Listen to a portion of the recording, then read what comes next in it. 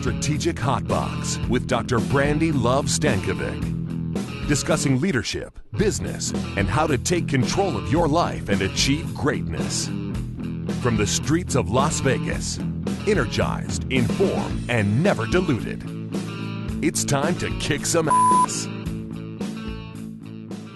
Hey, it's your girl, Brandi Stankovic. Thank you for joining us here on the Strategic Hotbox. And as you know, I'm intended to help people be the best that they can be. And there is not a motivator that's better on the planet than food. Mm-hmm. So that is the topic of our discussion today. We're going to talk all about the service experience, and more specifically, the foodie experience. We have a pretty amazing guest here, Ed Thompson, and we're about to rock and roll. So let's do it.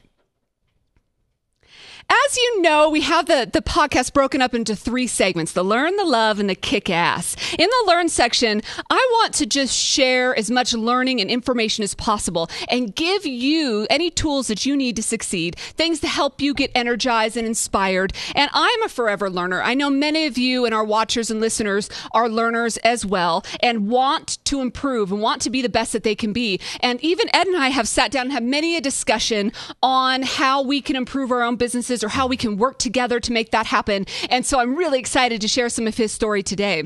In the love section, it's all about those relationships. Ed is a perfect example. All the people that we've had on the show in the past or in the future are friends, either a long time starting now or a long time from starting from many years ago. And we want to continue to spread that love. And then in the Kick-Ass section, I feel like that's what's learning or missing in learning today. That is what is missing in learning today. And that's the execution. So often people will go and learn something, read a new book, see something online, read an article, read a tweet and whatever, and then they get done and they do nothing about it. And now is the time to start doing. I don't care if you have to schedule 30 minutes out of your day to listen to your favorite podcast or 30 minutes out of your day to just start kicking ass and making things happen.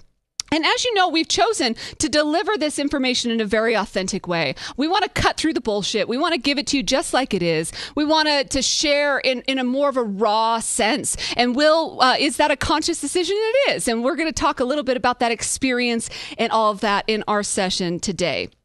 So, the foodie experience. What does it mean, the experience? In the podcast, over different episodes, we've talked about personal brand, which I think is the relationship or experience that somebody has with you. We've talked about sales, like the car salesman, how not to be a used car salesman, and the best approach to selling and the experience of selling. We've talked about Harley Davidson, and I think I gave you the quote. I know I gave you the quote that Harley Davidson is known as selling that they don't sell motorcycles. They say that they sell the ability for 43-year-old accountants to be tough and wear black leather, right? And act like they have this people afraid of them. And that's something too, that there's a brand or an experience that goes along with that. We've also talked about digital brand and the digital experience or relationship that people have with you and how your story online can impact your decision making and the relationships that you have in business and in life. And all of this culminates to experience. So in preparation to this, I thought, where did this word experience and why is it so important to service come about? And so I looked up the definition of service. Now, as a noun, service is the action of helping or doing work for someone. Or it's a system of supplying a public need like transportation, communication, etc. Makes sense, right? Pretty standard. In a verb sense, it means performing routine maintenance or repair work, servicing a vehicle, or my favorite definition is mating animals. Male animal mates with a female animal, servicing, right? And the etymology, which is really interesting, you have Old French, and I'm murdering this pronunciation, but it's service, or for Latinum, servidium, but basically means slavery or slave. So service started as this word that means slavery or slave, and then has progressed to servicing vehicles or people. It has progressed to having this act of service or kindness. And now in the world of customer service and relationships, really we've evolved to a place of the service experience, and how so often organizations can't just give good service. They have to give a complete experience. And how is it that we've gotten to this place? But it's so true, and it has such a tangible impact on what we do in organizations or in people. An example of that is an airline executive is quoted as saying, if passengers see dirty trays or seat pockets, they can't be sure that we did a good job servicing the airplane engines. Right? And if you think about it, it's so true. Now, are the same people, and I think I might have shared this quote with you in the past, but it just really hits home in this point, in the fact that are the same people servicing the airplane engines as servicing the inside of the airplanes? No, right? And maybe on Southwest, because they all help each other, right? But nonetheless, no. Hopefully, there are mechanics servicing the engines, and hopefully there are different people servicing the inside. However, as a passenger, you don't care. You really don't care because you want to make sure that it's a well taken care of airplane. Well, the same is true when it comes to the food and restaurant experience. And so we're going to be able to experience a little bit of that today. And think about how much, as we bring on our guest here, how much the actual experience of a restaurant can impact your overall taste for the food and everything else. A perfect example of that is Taco y Taco here in Las Vegas. And I don't know if our guest has experienced that, and we'll talk to him about it. But I love that restaurant. The food is fantastic. But the experience, it's really kind of almost like a Chipotle in the experience. You go through a line, you sit down, it's like no big deal. And it almost is a bummer compared to how delicious and amazing the food is. And not that I want them to shift it up, because that clearly is their niche, but it is a different experience than you would have at Lindo Michoacan or another Mexican restaurant that's more of a sit-down style for anybody that's not familiar with those types of restaurants. So before I embarrass myself and talk about food, and we have a real expert here with us, I'd like to introduce you to Ed Thompson. You are the food baron, is your official name. Is that right? That and is you correct. were born and raised in Detroit. And I almost have to say that sentence, born and raised in South Detroit. Do you get that a lot? No? That may be the first time. I know my voice is not what it needs to be, but you guys love me anyway. But I feel like, do people ask you a lot? Do you take the midnight train going anywhere? No. More so the 8 Mile question. Oh, okay, that's fair too. But you attended Michigan State University. You're active in this community as well as your church, Emmanuel's Temple.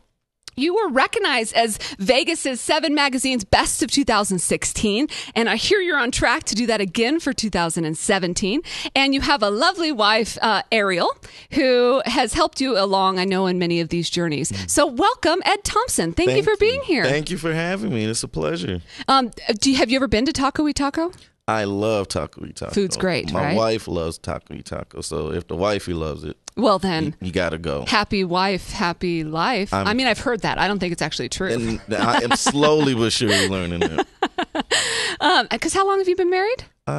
2.5 years, going on 3. So you guys still love each other. And very much in love. I love you, babe. Oh, shout out to Ariel, who will eventually watch this. If not, we'll make her watch. No, will she? I'm gonna make her watch it tonight. Well, tell us about your journey in leadership and in being a foodie.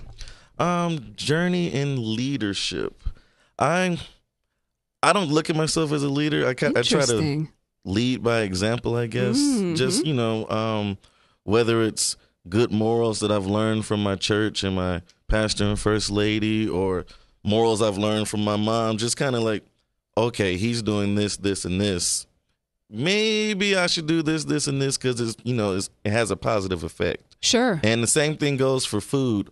I know with myself, my blog, Vegas Food Burn, is a little bit different than others, because when I post pictures, I actually post a review, or I give a star rating. With each of the food items? Yes, with each of the food items. And you've taken all these pictures? I have taken all those. Wow, you're really great. If you scroll down to maybe 2015, you'll see some terrible pictures. Oh, so yeah? So you learned along the way.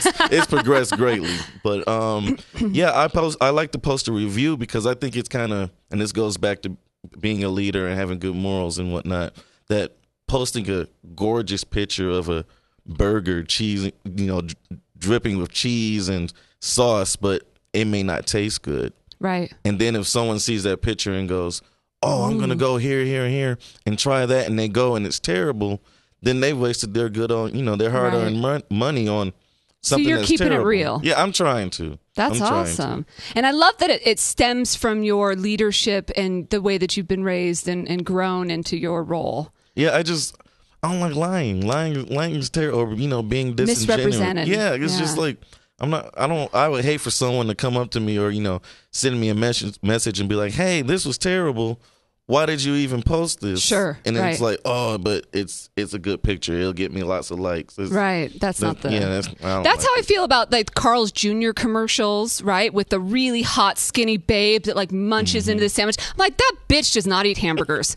I'm sorry. No. There's no way that those skinny girls eat Carl's Jr. And as you can see with their latest ads, they've gotten away from that. Have they? I haven't seen it. I guess a report came out that selling food that way doesn't. I'm not going to go. Don't. Oh, Paris Hilton is eating that burger, man. I should go try it. Burger. But now they've gotten away from that. And they're like, hey, here's our burger. It's tasty.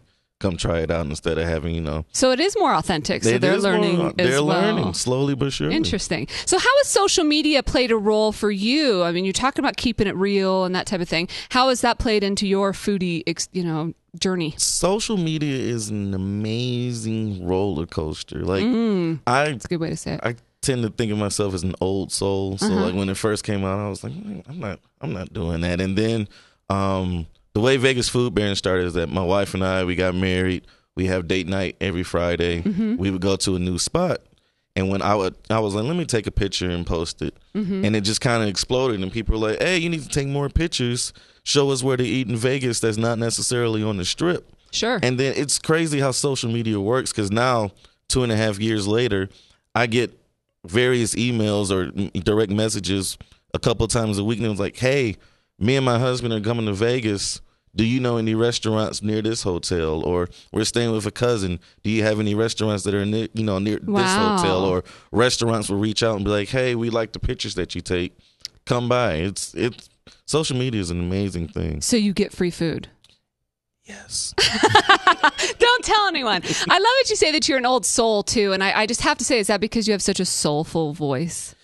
I've been told that. Yes. I've been told that. But I don't know why. No, I understand. I totally feel home. you. The only thing that gets me out the house is food. Well, that's a good. Do you not you hear your theme song in the background?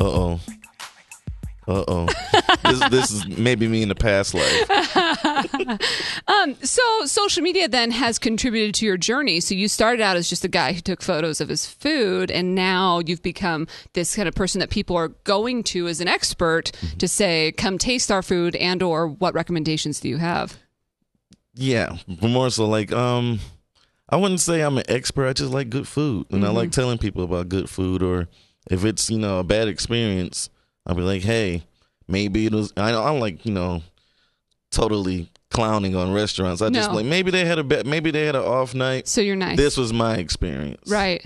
And how have they react? Has anybody reacted to you? So a restaurant that you said, that burger was terrible. No one's really. Have they reached out and said, let us have another try or anything? They never really, said anything bad. I mean, I don't know. I've had responses from, followers. Like I'll post, like I did one time this barbecue place, and I posted a picture, and the guy was like, that barbecue place is in a terrible area. Why would you post that? And I'm like, but the food was good. Like, right. All I care about is the food. So, well, good for you. Yeah. And that's interesting that restaurants haven't gotten to you on ones that you don't like and saying, hey, come back, let's try again, or something to that effect. Because that would serve them to do that. I imagine you would go back, right? Yeah, and I've been kind of nervous, whenever I post, like, not so much negative review, just like, hey, I didn't really care for this. Maybe it was an off night. Then I waiting for the backlash, like somebody's gonna reach out to me and be like, "Hey, you're banned. You can never come." And my face is behind the counter and stuff. Right, like a bad check. It's Ed's face. That's funny. So, what do you learn about service or about the restaurant when you're going there and you're experiencing what they have at their establishment? What do you learn in that moment about them? Well, it's kind of like what you said with the airplane. It's like if I walk in and there's dirty plates or stuff isn't being maintained. In the back of your head, you're like, well, maybe in the back it's dirty too. Right, and sure. If that's dirty, the food is dirty, and I don't want to get sick. And, it's just, that's how the human mind works. You see one thing, but you don't really think that, maybe a waiter just hadn't gotten that table yet. But experience and service is a major factor. It's a major factor. Can you tell when staff have good training and that? Yeah, you can. Like, I think one of the best customer experiences I've had is, have you ever been to Shake Shack? No. It's inside the New York. Well, it's right outside the New York. It's a hamburger place based out of New York, and they have exemplary customer service. Really? Like, you'll see there are lines wrapped around the building, but you'll think you're like, okay, this is going to be an hour wait. But because they have everything down packed, it's only maybe a 10-minute wait, and everyone greets you when you walk in. Everyone's high-fiving and yelling out your orders. The place is clean. It's an amazing experience. Ooh, I'll have to go check it out. So how much then, and you've spoken to it quite a bit, how much does experience make the food better or worse? It weighs on how you can review or, look at a place. Like, if the place is dirty, I'm going to be like, well, I really don't want to come back here anymore. And then when the food comes out, you're already starting at like a negative point. You're like, man, this food is going to have to blow my mind in order for me to come back. And even if it is good, why would I want to go through that again? Sure. Like, for my wife's birthday, we went to an Italian restaurant in town. Won't put the name out there, but we everyone's like, oh, this is maybe the best Italian food off of the strip. This, and that, and we went. And the service was terrible, but the food was amazing. Really? And I'm kind of like, it's hard. Yeah, I'm scared to go back because it's like, okay, I want to take my mom or my mother-in-law there, but maybe not with that experience. Yeah, not with that experience, because my mom, she's kind of like me. She'll be like, this food is terrible. I'm not gonna come back. Or this experience. Why'd that waiter do this, and this? Oh, I'm gonna talk to the manager, and I don't want to cause a scene. So I'm like, okay, well, maybe we won't go back. So she out loud will. Yeah, she will not hold back. So I applaud her for that. I want to go to dinner with your mom. I don't know if that's such a good thing. So the most important question that I can ask you here is, did you bring me any food? Did I bring you any food? Well, I wouldn't be a food baron if I didn't bring any food. All right. So we have some food here. I think Zach is bringing it out for us. Tell us about what you brought to us. All right. So in front of you, we have some delicious donuts from the world famous donut bar. Can you see that, Scott, on the camera? Is that the best place? These are probably the most Instagrammable donuts in all of Las Vegas. Instagrammable donuts. They do not take a bad picture. So are those that are viewing the podcast, and if you are just listening to us, it might be worth a view just to see the pornographic qualities of these donuts. Just saying. Okay, and then so tell me about what we have here. And tell me about donut bar. I'll kind of lift it up for you. Okay, so which one right should here, I eat? I would suggest maybe the maple bacon one. Yeah, well, it has bacon on it. So. They have a little flame gun, and they put they crumble the bacon on top. Is it tacky if I use a fork and knife on a donut? It's a little bit bougie. No one's ever accused me of that. It's a little bit bougie. All right, well, then I'm just going to make a mess. Oh, you know what? Have at it. Are you going to try one of these? I will try this is the birthday cake donut, and it has an Oreo baked in the middle of it. Yeah, and this Absolutely is really delicious. good. You like it? I do like it a lot. Will you go back? Is this a well, I mean, you good experience? Me 3 seconds into my bite here. Well, I mean, you said you liked it, though. Well, I'm trying to... Oh, see, you're trying to be polite, too. I'm going to make fun of you, I'm going to be too. a little bit... I'm inspired by your bouginess. Wow, that's great. I love that. First of all, it looks good. That's important. Secondly, it has the maple, which is like my favorite kind of donut.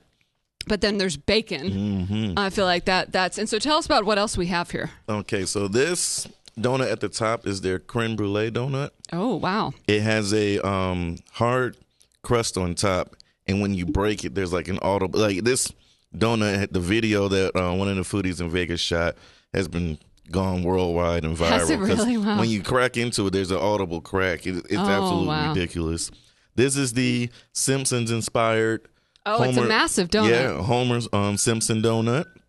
And then the one at the bottom is the Big Pop-A-Tart.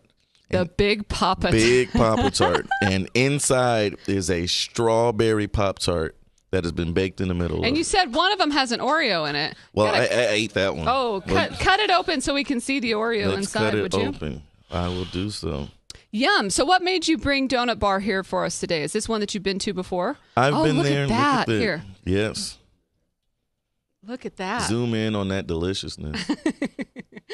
Amazing. Ooh, and it's like a rainbow Pop-Tart. Yeah, I didn't notice the rainbow. And then cut into this one so we can see the Pop-Tart, right. would you? Yeah. The reason I brought these is, like I said, they're the most, I think, in my opinion, they're the most photogenic donuts in Vegas. And not only are they photogenic, they're delicious. They are delicious. And they're not too pricey.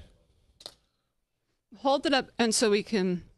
Just like that. Yummy, yummy. Zoom in. You guys are becoming foodies. Look at that. Yeah. Zoom in on that. Delicious. Thank you. So what's your favorite of them? Let's hear you crack that creme brulee. All right. Put it up to your microphone. Can you? All right. Let's see. Oh, yeah. Ooh, is it going to goo everywhere on you? Yeah, it's just gooed everywhere. Wow. I should have had my camera out so I can use that video later.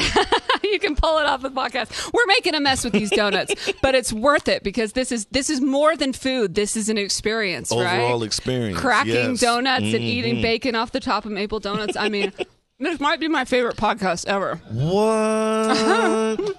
So bring it all together for us. Is there something like a disaster that you've had or a lesson that you've learned along the way?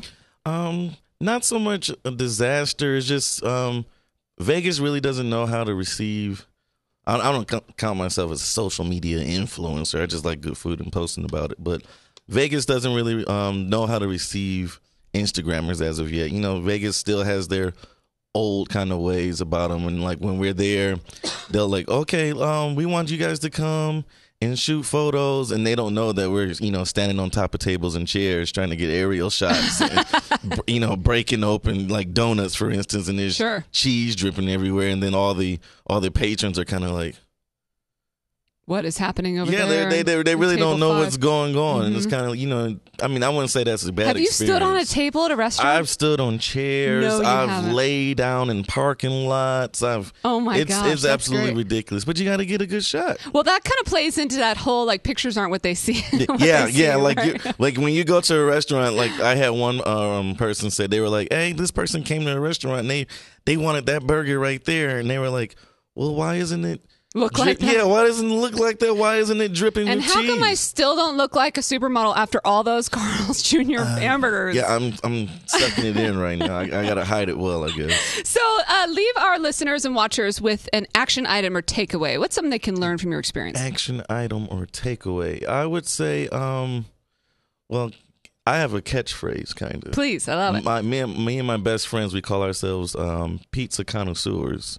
And always try the pepperoni pizza. And the reason we say that is always try the simplest thing or on the menu that restaurant has to offer. Like nailed. Like if you're going to a pizza place, don't get the the Meatzilla pizza or all this. The fancy. Get the pepperoni pizza. If they can't do a pepperoni pizza well, you don't want to mess with them. If you go to an Italian restaurant and they can't do spaghetti and meatballs well, I wouldn't fool with them. That's good advice. So always try the pepperoni pizza. Always try the pepperoni pizza. Coming from a pizza connoisseur. Yes. Nice. And I feel like if you screw up pizza, you're screwed up. Yeah, you're like, there's no point in living. Why mess up pizza? Pizza's so delicious. Right. Pizza is delicious. I love that. And I love the idea of being simple. If they can do the techniques, the fundamentals. And the same is true in leadership, right? Yeah. If you can be really good at some of the fundamentals that you're doing, then you care. You care to learn. You care to grow. Exactly. And I love that philosophy. So if people want to get a hold of you or start following your efforts, where do they go?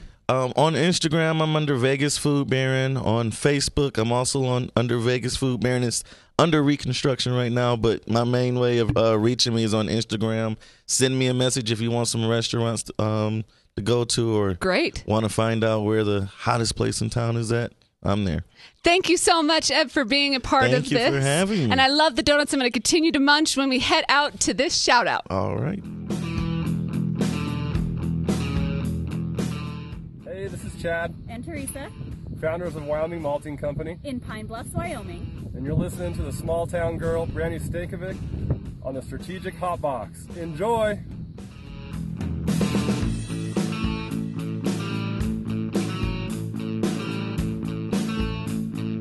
Now, Chad and Teresa, in addition to owning a malting company and a distillery, they're also foodies themselves. So they're perfect for this shout out. They would love these donuts. They probably already tried them. You'd love these guys. And so I look forward to sharing some of that with them. And thank you so much for the shout out from Wyoming. They're out there kicking ass. So now let's go and transition to my favorite time, your favorite time. It's time to kick some ass. Our top 5 for today. First, refine your story. We've talked about the digital brand, the personal brand, and the experience, and make sure you have a good idea of what your story is, and then push on that story and live that story in an authentic way. Number 2, incorporate your experience into everything. So whether it is your Facebook page, whether it is your website, whether it is your restaurant or your organization, whether it is the style at which you offer information, that's all important to that experience. And you want to make sure that it's consistent, which leads me to number 3. Be consistent in that story. So you know what your story is, refine it, make it a good message, incorporate it into everything, and be as consistent as you possibly can in the delivery of that story. Number 4, don't try to please everyone. Are bacon-covered maple donuts going to be right for everybody? No. I'm hearing yes from people in the studio. Yes, there couldn't be any way. But I mean, maybe not. Like, the taste is different, right? And so will my style of leadership or, my authentic self be right or be the flavor for everyone? Maybe not. But it's right for me and it's being true to me. And there are going to be people that relate to that even more because of the authenticity. And same is true when it comes to food or that experience. And number 5, engage your audience. So whether it's a Las Vegas restaurant that got a bad review from the Vegas food baron, and should have a conversation, or whether it's you just getting to know the people that come into your bar if you're a bartender, the people that come into your store if you work in retail, or in any of the services or organizations that you work for, as you engage with the people that you serve, the more you learn about them, the more that it's a real discussion that you're having, and the more that you really can be yourself and engage and get that dialogue, that feedback from the people that you're serving. So those are your top 5 kick-ass.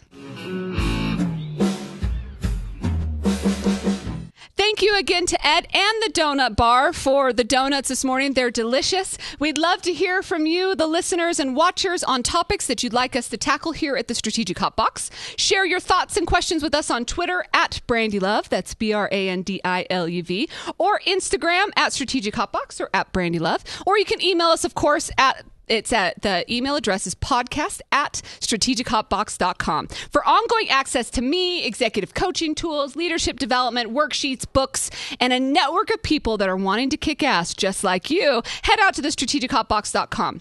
Plus, I want you to note right now, so many people have been asking me, how do I jumpstart my leadership? So we're giving you a chance to do just that. I call it a detox. Some simple things that you can start doing now in your leadership style. And so head out to the Strategic Hot Box website, start your leadership detox today, and it's free. I'm giving it away. I mean, why wouldn't I? Why not? They ask and I deliver. All right. You ask, we deliver. So until next time, get out there and kick some ass.